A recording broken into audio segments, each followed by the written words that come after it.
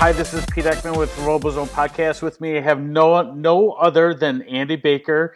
And I remember when I first met you a couple years ago at World Championships at St. Louis, when you guys came on board for the podcast, I announced you the same way. So welcome aboard, Andy. How are you doing today? Thanks, Peter. I'm good. I'm glad to be here. It's a snowy Monday morning or Monday noon here in Indiana, but it is January. I mean, I would rather be in no other place than inside working on first stuff this time of the year because I mean, there's no sense of being outside when it's. I think we have like -2 degrees today, Right. Some ridiculous amount. So it's just nasty out there. I'm just hoping my pipes don't freeze and such, but but things are going well. We're in the middle of we're starting week 3 in the FRC season, and we're busy. So I think that's where I want to be. And I'm just as busy as you are, as well as all the other mentors that are out there waiting for parts to start building from AndyMark and the other places we could order. So thank you for giving us time. We were talking about pre-talk before we started recording that you were out there doing assemblies yourself. Tell us a little bit about that. You're helping build the swerve drives? Yeah, usually I don't do this. Usually I'm in my desk doing something, putting out a fire somewhere, working with our engineering staff or purchasing staff or operations staff and just helping figure out what holes do we need to fill today. And today's we kind of knew this was coming because we got some swerve and steer parts in late last week, I think back from the platers, and that means that they turned on the website and people ordered a bunch, and so we have a lot of orders to get out the door. So I'm best needed as one of the assemblers of the swerve and steer. It is kind of funny. I back when we were a startup, me and Mark Coors, we built all of the stuff. We didn't have a staff to do that. We just would build all of the things. And I mean, for many years, I was the person that built all the shifters, and Mark was the person that built all the tough box stanos, and we kind of shared some of the Mecanum wheels, the 6-inch that we had, but now I have staff that does that, and they do that very well. I do it every day, so I'm out there. Even though I was the main designer for the swerve and steer, I had to go look at the assembly instructions. I had to ask one of our best assembler supervisors, hey, am I using the right torque setting on this, or am I doing this right? So he's like, okay, Andy, I'll show you how to do this. So it's kind of humbling, but at the same time, I get to be out there and kind of listen to the people work, and I was out there for about 3 or 4 hours, so it was rewarding for me to do that. It kind of gives me fond memories of when I used to do that a lot years ago. Not only that, but if I was to work for you as an employee, that would make me feel good that the guy that, half owns a company or owns a company is out there, working with his hands, helping us try to get things out. That's a really good leadership position. Well, thanks. I believe there is an old saying, leadership by walking around. That is a way of leadership. You do lead by getting out there and helping people out, doing what they're wanting to get done that day. I spend a lot of time in my office here doing things behind my desk, but the more I can get out there and kind of just make sure the ops people are supported and engineering is supported, that kind of thing. Plus I would go crazy if I didn't. I mean, I'm an engineer myself, so if I couldn't help out when I know that we need help, that would be just silly. But I have to also make sure, I get back in here, I have like 50 emails that I've gotten this morning too. So I got to make sure those emails are all being taken care of, and those things are also getting attention. So anyway, it's a Monday morning. It's a good day. Just none of those emails are for me, so you don't have to worry about me emailing you. If I just wanted to have fun with you, I'll go right now and just type another 51st email for you to answer that one. But I think you have enough going on. So tell us about AndyMark. Tell us what's hot this year. Let's start back. How do you feel about Deep Space? Do you like the game? Do you not like the game? I like the game. I always try not to pass judgment on these games until I see them in play at the events.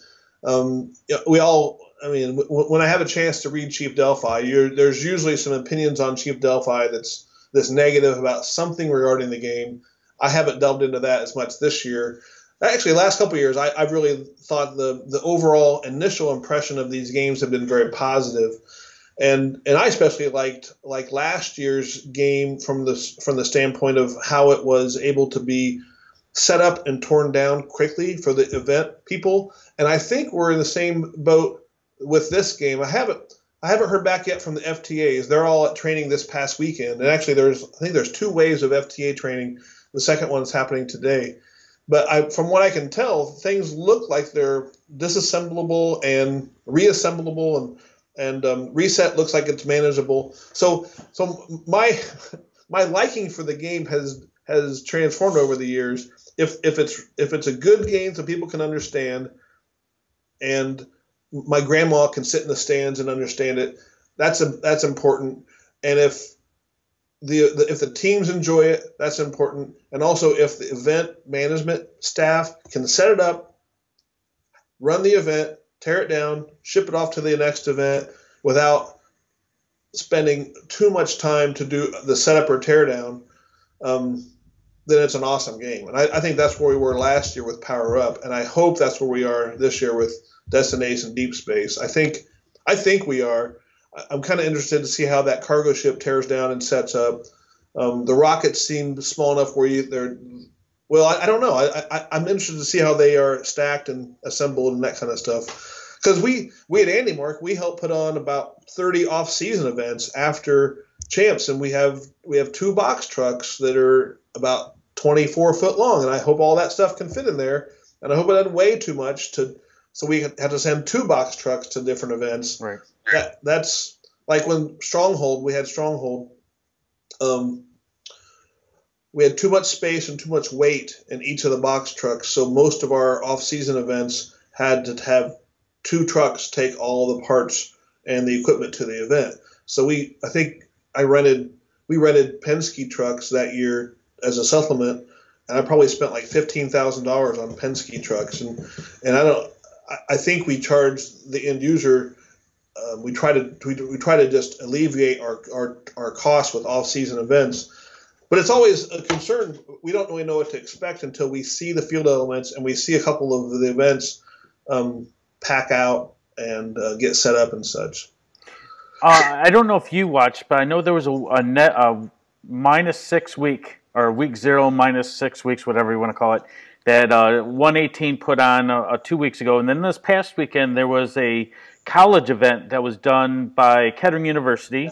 And I watched both events because I have nothing better to do, and I live my life as a mentor and everything about robotics, right? Trying to figure out how I can get my team in a better position, all that stuff and strategy. But I looked at the viewpoints of the camera angles that were on there, and it might be really tough for the audience to see what's going on in the field because of the rockets being so tall and because that cargo ship's in the middle. So I'm going to reserve my judgment just to wait.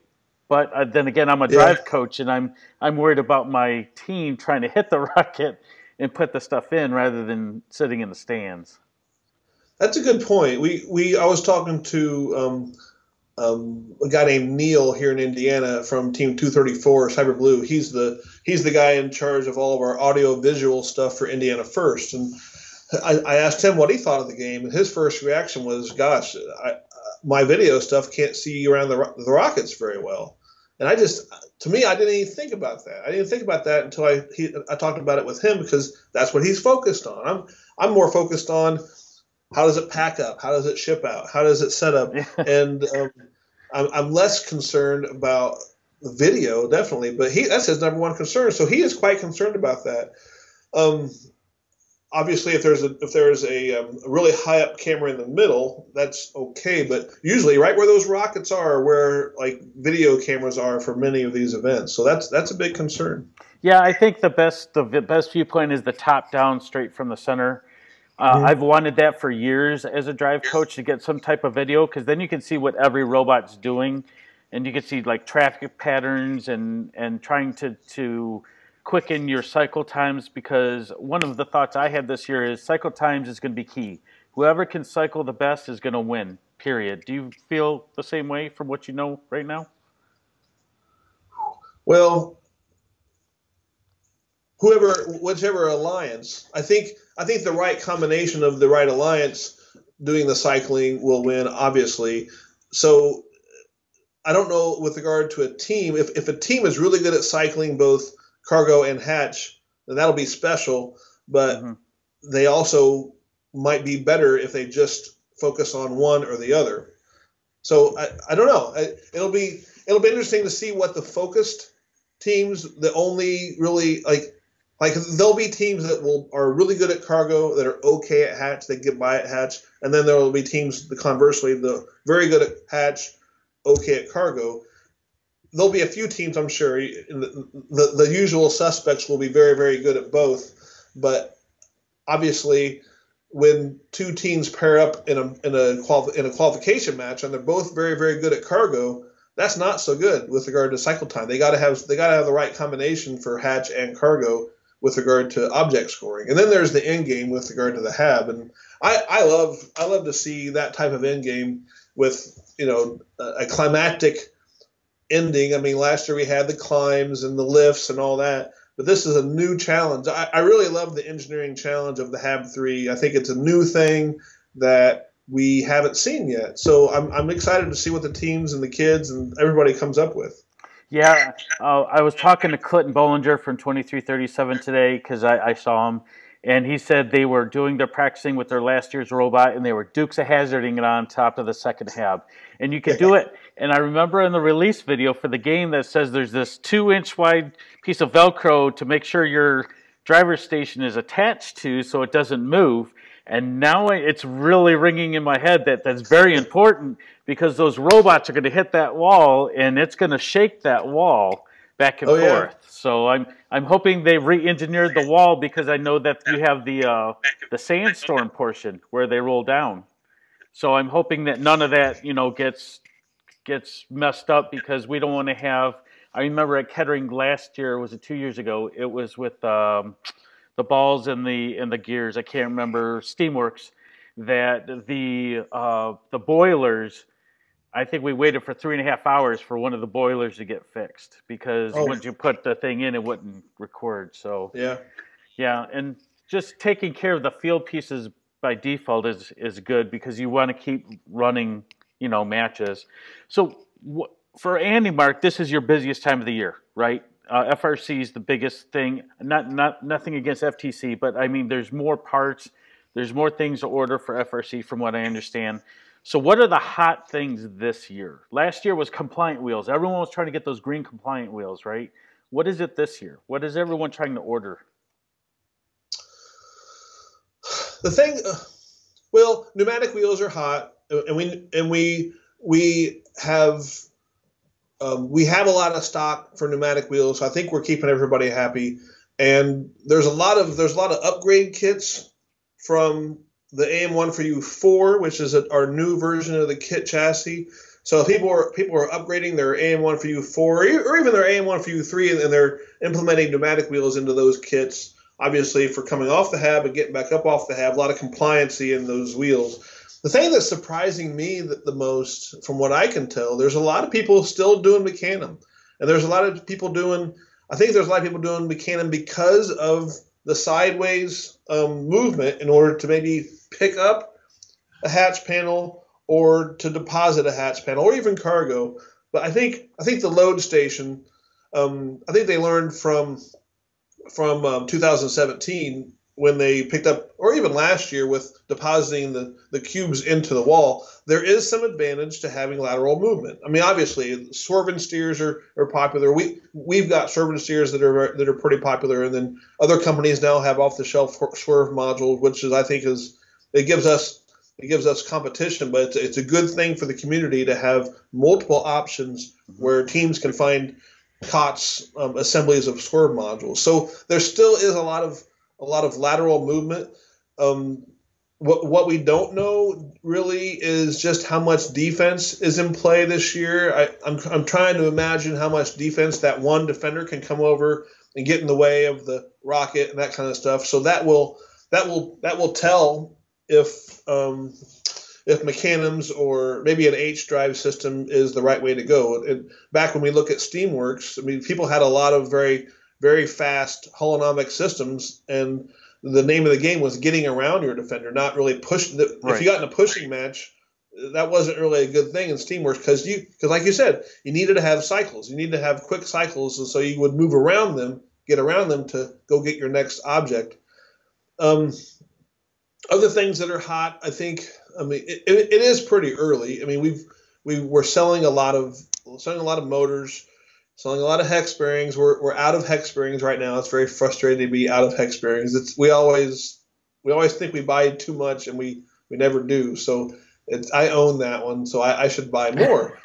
But we are, just so you know, and other people, we are having more hex bearings come in. I think they're going to be here maybe a week from today or around that time frame. We're having more hex bearings come in, so they should be here definitely before the end of, well, hopefully before the end of January. Let's see what else. There's a lot of we're still doing a lot of shifters. There's a lot of teams that are still wanting to shift. Evo shifters are our thing, and I mean I think we have so many different product that it's kind of noisy right now. The dust hasn't settled with regard to my sales reports and such.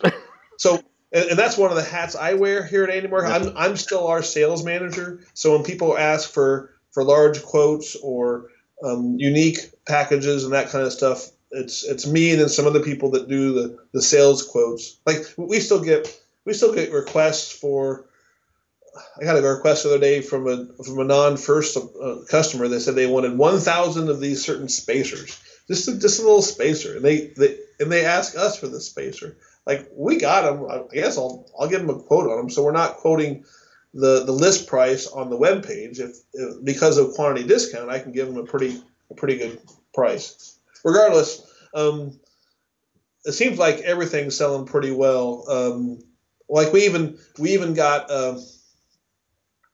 We got some 1/4-inch thick HDPE plastic that people were asking us for the hab to make their hab have the right coefficient of friction on the sides and on the top. And so we bought a bunch of sheets of that, and me and another guy actually we ran it all through the table saw, and I learned a lesson there. If you get your fence off a little bit on the table saw, the last cut isn't going to be the right space or size. So we had to keep a couple of those. But anyway, we're already through the amount of our first order of the HDPE pieces, and we're selling them in a 2x4 foot size. I don't want our operations people to ship anything larger than that. Right. If that's the case, then we're putting it on skids, and that just gets really expensive. So those things seem to be pretty popular. We're just ordering our second batch this morning. Limelights, I think, have been popular, obviously, with the Sandstorm, and those were popular. I mean, us and I think West Coast Products sells them, and people buy them directly from the manufacturer, which is out in Vegas. I think we're getting a few more, probably not enough. But and keep in mind, I'm pretty careful when I say numbers. I don't like to tell what our inventory is, even though people can find out. But anyway, we're getting a bunch more tomorrow, hopefully, in the line lights because of Sandstorm and the dependence on vision systems.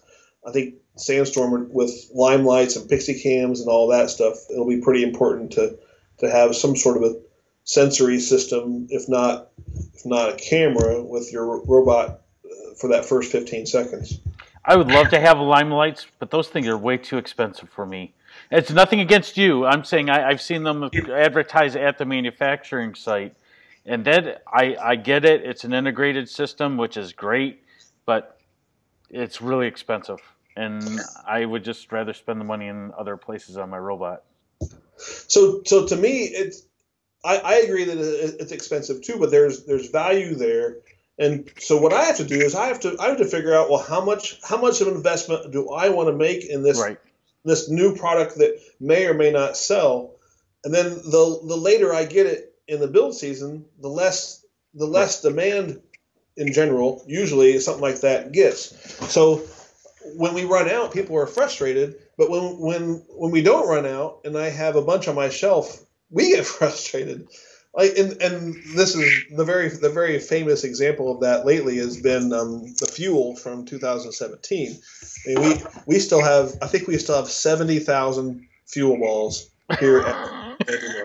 I mean, we were starting to give them away last year. We gave them away to like daycare centers and elementary schools. We gave away a few thousand, but we should have just given away more.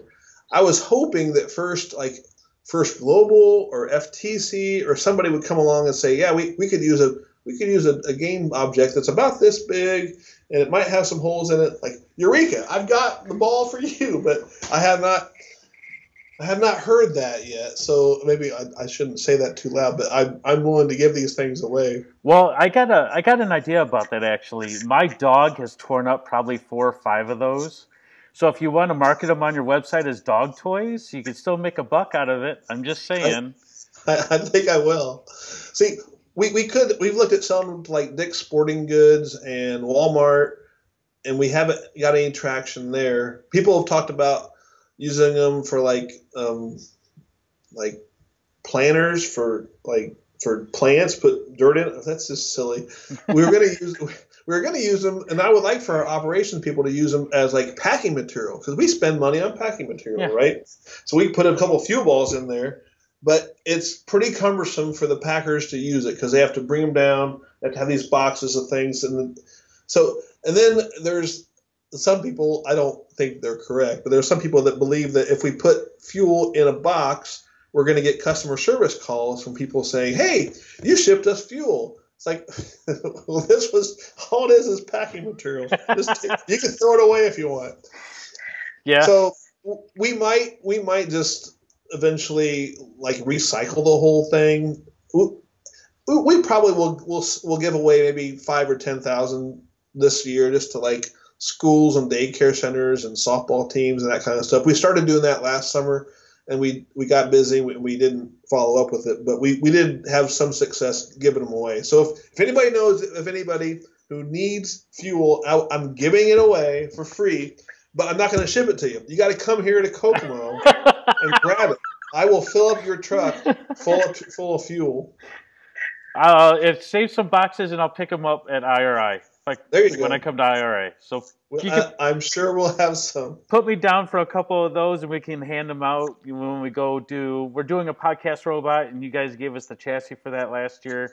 We're going to get that completed for this year and we can use those and throw them out of the robot or something. I'll help you in that manner. All right. Yeah.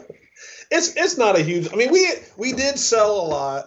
I think if someone asked me, did I break even on sales? And I think we were pretty close to breaking even in the whole endeavor. So we sold more than 70,000. We bought too much, but I think we sold some ungodly amount that was higher than 70,000. But what we have left over is 70,000. Or you could make the world's largest ball pit. I've done that.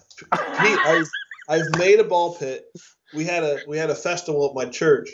And we were using like some of the Alliance Station wall material, and we made a ball pit. It was like a festival night or something. And me and somebody else, we stood there for 4 hours, emptying out boxes, 36 at a time, putting them in this pit. And then we had to clean it up. So we had to set it up, and we had to clean it up. And it wasn't trivial. It probably took me 8 hours to set it up, and total. Set up and clean up was about a full day's work, and that was like, man, I don't know if I want to do that again. That's just a lot of work. It was. You are a dedicated practitioner. I was. We probably I think we put 5,000 balls in there. And it didn't look like it. I mean, it's about the size of my office, which is about 10 by 10, and we put that much in there, and it was probably about 2 or 3 foot. Probably 2 foot high at the most. I can't remember what it was, but it wasn't that deep. You think you'd be able to make it higher with that many balls, but no. Well, any volunteer FTA from Steamworks era can tell you that they feel for you because they had to do that multiple times after each match, and that was, I mean, that game was cool, but I wouldn't want to be on field reset for that. There is no way, no how Yeah. you couldn't sign me up for that. So, Andy, one of the things I wanted to talk to you about is I remember last year when I was a rookie mentor, I was not prepared at all. I didn't know about first choice at the time, and we tried to cover that more this year for the podcast, try to get people to catch themselves up in that. And I think the wave two of first choice is coming out. I think it's already been awarded, but we're waiting for the shipment to come into us. So other than that, what other pieces of advice can you give to like rookie teams or second year teams? Or maybe planning for next year for their third season? When should they start ordering parts? Should they not wait to the beginning of the season because you don't know what you're going to do design-wise? But like the bearings are in everything. We use bearings every year. So it's better to do it right after the season. Can you give a couple pieces of advice for that? Yes, I can. I'm working with, well, I help out a couple of different teams, and last year I helped out a team that was a rookie team at my old high school where I went to high school. It's Team 7198, the Fearsome Gears from Twin Lakes High School, and they ended up being a rookie all-star at Detroit World Championships, and it was that they did that on their own. I did not help them become rookie all-star. Believe me, they really kicked some butt. I just helped them get a robot that worked. And then after they went to their first district event, which they didn't win Rookie All-Star at, they got a lot better from the team side of it. And they had a robot that was functioning, but they did a lot of work to make their team better. But what I tell them, even this year, what I tell them in any new team, or really, it's not necessarily a new team. It's a team with low resources regarding experience or fabrication or design expertise. Number one rule is keep it simple. And obviously, we've done a lot of work with the kit chassis. The AM1FU4 is a tried and true kit chassis.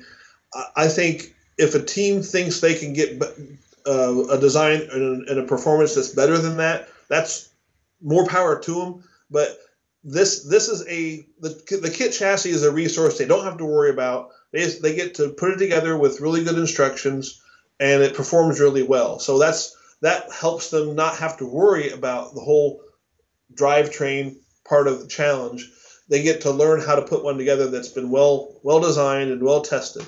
And so that's part of keeping it simple. Then the second thing is what I try to tell them is within keeping it simple is don't try to do the whole game. Don't try to do every aspect of the game. So this year, if a rookie team or a second-year team with low resources and low experience, if they tried to have 3 and hatch panels all around and cargo everywhere, that's just too much. Yeah.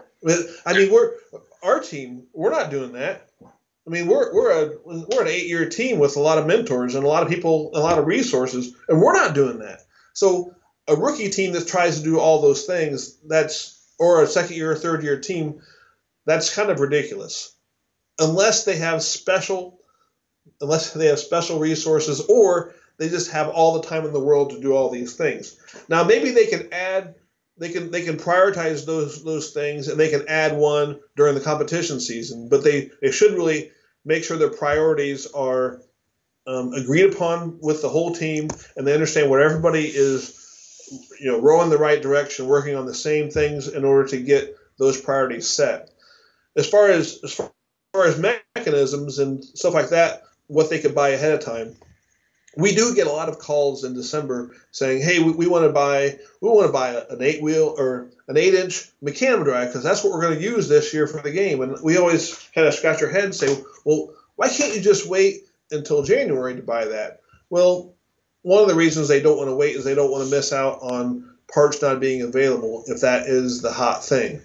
But I still recommend they wait because there are options. If they can design in CAD their mechanism, and they can design around some of the lead times when they have with those types of mechanisms, we usually are able to ship things within within a week, so they can build their assemblies. Now, if they wanted to try something unique and novel, like a swerve drive or a mechanism drive or an ace drive system or even an elevator system or something like that, a lot of teams work on that in the fall, and they get used to working on those things in the fall. And obviously, if they don't alter their COTS or their off-the-shelf items, those items are still legal to use on their robot. If they alter them at all, then they're not legal. But my advice would be, as far as things to buy ahead of time, raw materials, tools, batteries, like you said, bearings, extrusions. If it's frustrating waiting on extrusions during the build season when that's something that is pretty cheap. And if you're waiting on a 2x1, 6061, 1/16 inch wall thick tube, you should have bought that. Those are kind of the things you probably should have bought in the fall in order to get ready for the spring season. But I'm not a big fan of buying up mechanism drives or swerve drives in December if you're deciding to develop it as you put it on your robot in January. If you're doing those things in August or September and you're developing your system in the fall to get ready for the spring or the build season, that's a different story. A lot of teams do that, and we've kind of learned we see a pretty high demand for swerve drives in August and September and October, and we seem to run out because we don't plan ahead for those times. So next year we're going to plan for higher sales during the fall for swerve, because everybody like you and me who has some experience in this program, if a team wants to do swerve, they shouldn't implement it during the build season. They should work on it in the fall, especially coding wise. I mean, just to do the code. Yeah, for the teams that implement it during the build season and they can get it to work and they're successful, more power to them. But they're also very stressed out, and that success comes pretty late in the season. They seem to struggle early on in the season, and with a district system, especially with districts, if you can't perform at a high level at your first district, you're missing out on points, and then you get behind, and you have a hard time to catch up to get a qualification for your district championship. So that's a hard strategy to play at a competitive level within the district system. With the regional system, you can come from behind and have maybe your second regional do a lot better with a more complex system than and you're starting new at the new regional, as opposed to districts being accumulated points to let you qualify for champ. I got one more question for you, Andy, and we'll let you go because you're busy, I'm busy, we're all busy, right? Sure. So this year we have bag time. Next year we don't. How does that affect your company? Have you done the analysis on that yet? Yeah, I thought about this for many years, and actually I've talked about it with Frank personally for many times. And I believe. Probably. I don't know this, Peter, but I believe as a vendor, we probably will see less sales because there's a percentage of teams that will choose not to make a second robot. Some of the teams that make 2 robots now will only make 1 robot next year. So from a company standpoint, we will, with that aspect in mind, we're going to see some lower sales. Even so, I think that's good for first. It's good for the teams. And those teams don't want to spend more money because they want another widget in their hands versus the one that's sitting in that bag 10 feet from them. It makes sense. That's, in my opinion, having all that hardware sitting in a bag is a waste of time. I'm a proponent of no bag. I'm on the no bag side of this whole thing. Okay. And I have good friends, very, very good friends who are proponents for keeping the bag. And I understand their points. However, another corollary to that would be as teams continue to iterate, which they will more with no bag. We're going to see more iterations. We're going to see more improvements. We're going to see some copycat designs. Maybe if teams do that, that's one of my worries. But I think if you learn from someone and integrate some of their stuff on your robot, that happens already. I think we might sell some more parts with regard to that aspect because teams are going to continue to iterate. That already happens some with the 30-pound weight allowance. So I've always contended that we have a no bag right now because of the 30-pound weight allowance. We were in this no man's land, this limbo land of working around the bag for having this 30-pound weight allowance. I would always say either have a bag with very minimal weight allowance, not 30 pounds, or just get rid of the bag. Because right now, you could theoretically, there's a couple teams that have done it. You could take in a COTS chassis, build it in your pit, bring in 30 pounds of allowed hardware from your shop, and you can build a robot in your pit on a Thursday if you plan it out really well, without shipping a robot in the bag. You could possibly do that. I know of some teams that have done that. But anyway, as a company, this is such a complex change. I don't really know how it's all going to affect us. And I think that's one of the reasons why I first put it out there a year in advance. They let the teams and the vendors get ready to plan for next year's no bag challenge. It's going to be very, very interesting. I'm gonna leave you with this because we don't need to hear you sign out because we all know who you are, Andy. I'm going to give you and your team a huge amount of thanks for the slight change that you did between the U3 and the U4 chassis. Last year, when I got my robot inspected, I put the bolts on the wrong way so that the nut was going outside the chassis, and I got hit on my inspection. Now I don't have to worry about that this year because of the channel that you put on the outsides, that it hides the bolts, so we're still within the circumference, and I don't have to worry about it anymore. So thank you for making my life a little bit easier using that chassis. Thank you for the kudos on the chassis. That was really a lot of people here at AndyMark did the work on that, but the two people that did the detail work on that team was Nick Lawrence here at AndyMark and Ted Hood at first.